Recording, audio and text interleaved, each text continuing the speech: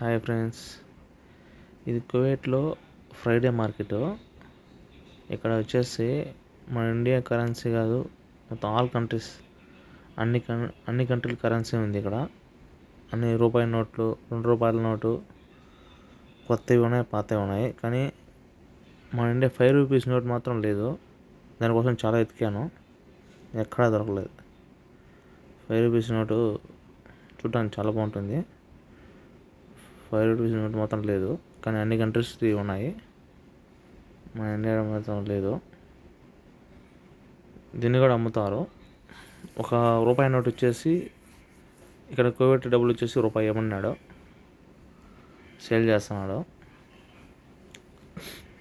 Friday మార్కెట్లో. ఇది